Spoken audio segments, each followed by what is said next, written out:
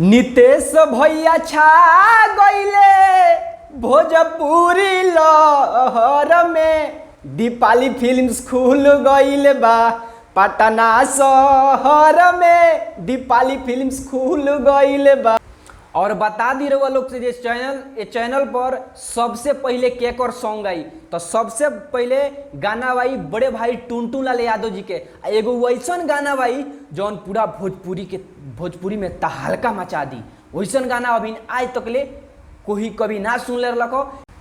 तो अब हम बता दी रहुआ लोग के चैनल के नाम बाटे दीपाली फिल्म्स, जौन पटना में खुल रहल बाटे, जौना के मालिक बानी बड़े भैया बहुत ही नेक दिल इंसान नितेश यादव बिहारी जी। कल एगो वीडियो बनौले रहनी तो वीडियो में हमें गलती से कह दिले रहनी छपरा में खुली तो ना भैया छपरा में ना खुली।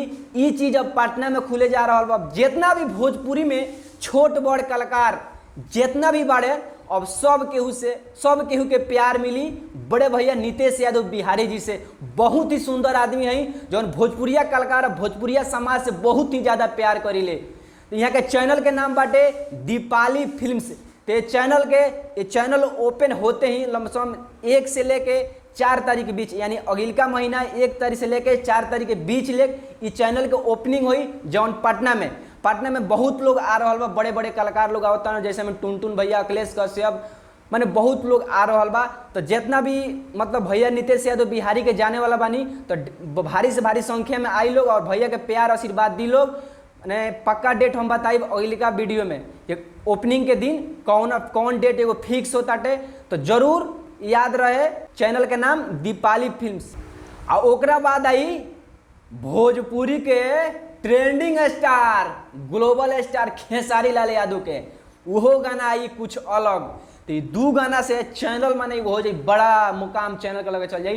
तो जितना भी श्रोता हमरा के देख रहा बानी अभी सुन रहा बानी ये वीडियो के माध्यम से तो याद रहे चैनल को ओपनिंग होते ही चैनल यूट्यूब जैसे खुली साफ गर्दा उड़ा दे। इतना ना सब्सक्राइब एक दिन में कह दे बनो साफ नितेश यादव बिहारी भैया के दिल गदगद हो जाए बुझाए जो हाँ भोजपुरी में लोग हमरा से प्यार करला। तो नितेश भैया का दिल ना हो भैया समुंदर हो, समुंदर से भी बड़ा उनके दिल बाटे।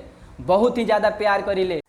नितेश भैया छा गईले भोजपुरी लहर में। दीपाली फिल्म्स खुल गईल बा। दीपाली फिल्म्स खुल गईल बा पटना शहर में। दीपाली फिल्म्स खुल गईल बा पटना शहर में। दीपाली फिल्म्स खुल गईल बा।